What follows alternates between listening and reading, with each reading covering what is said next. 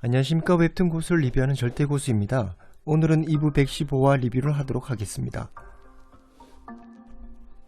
죽은 줄로만 알았던 수라머제 옥천비의 기운을 느낀 구이가 벽을 부수고 찾은 것은 웬 나무였습니다. 나무 안에는 번쩍이는 두 눈동자가 있었고, 나무 속의 인물은 구이와 용비가 만난 옥천비가 실체가 아니라는 것을 언제 깨달은 것인지 놀라워합니다. 옥천비는 환사가 자신의 조력지였다는 사실 빼고는 대부분 사실이라고 말하고, 계속해서 설명을 하는 순간 구이는 헛소리를 하지 말라며 옥천비의 말을 끊어버립니다. 상황 설명을 하기 위해 어쩔 수 없다고는 하지만 최종 보스치고는 좀 말이 많기는 합니다.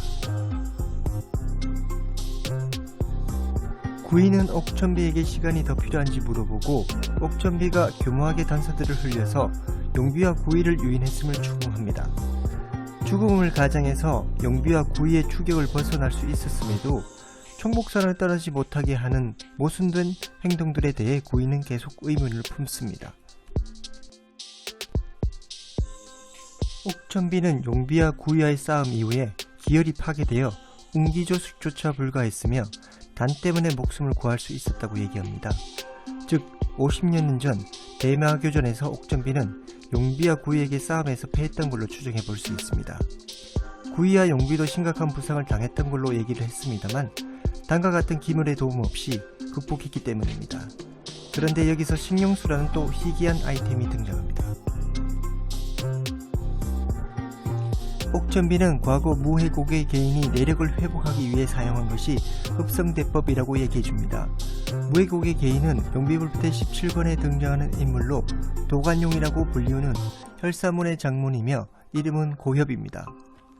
엄청난 독공의 소유자였지만 무림맹 소속 5개 방파의 연합세력에 의해 무해곡에 떨어져 죽은 것으로 알려져 있으나 무해곡에서 내력을 회복했었습니다. 식룡수가 사람을 제물로 양분을 흡수하고 있던 것을 알고 있는 구이는 얼마나 많은 사람이 희생되었는지 화가 나고, 옥천비는 자신이 사용하고 있는 식룡수가 한층 더 업그레이드된 것임을 알려줍니다. 특정 공간 안에서 무형의 기까지 양분으로 빨아들인다는 극강의 아이템이네요. 강룡과 혈비의 결투, 혈비와 용궁자의 싸움, 강룡과 구이의 대결에서 나왔던 엄청난 기술의 기까지 다 흡수했다고 하고, 그 기를 흡수한 옥천비가 그 힘으로 구이를 죽일 것이라고 합니다. 하지만 왠지 질 것 같지 않은 천재하는 구이, 그만 입 털라고 얘기를 해주게 되고, 옥천비는 머쓱해하면서 재미없었냐고 대답합니다. 사실 옥천비가 속임수도 쓰고 과거의 이야기를 많이 설명해주는 역할이 되다 보니 카리스마가 좀 떨어지기는 합니다. 그렇게 드러난 옥천비의 얼굴, 지난번 분신보다는 나이가 든 상태이긴 하지만 상당한 미중년이군요. 얼굴로는 왠지 구이가 진 기분이 드는 것은 왜일까요? 곡두가시 2명과 함께 발휘된 기술, 그것은 파천신군의 공진이라는 기술이었습니다. 아마 식룡수를 통해서 파천신군의 기술을 흡수한 것 같습니다.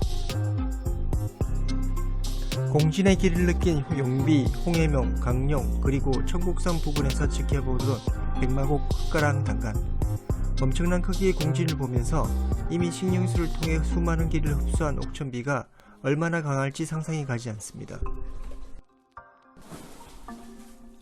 공진을 버티는 구이를 칭찬하면서 자신의 꼭두가시 2명에게 싸움을 시작하게 합니다.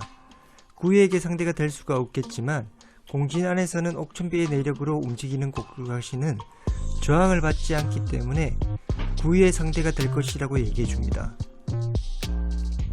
엑스트라이기는 하지만 카리스마가 넘치는 옥천비의 꼭두가시는 구이에게 달려들고, 음흉한 미소를 지는 옥천비와 무서운 표정을 짓고 있는 구이의 얼굴로 115화가 마무리됩니다. 116화가 정말 기대되는 마지막 장면이었습니다. 그러면 115화 리뷰를 마치도록 하겠습니다.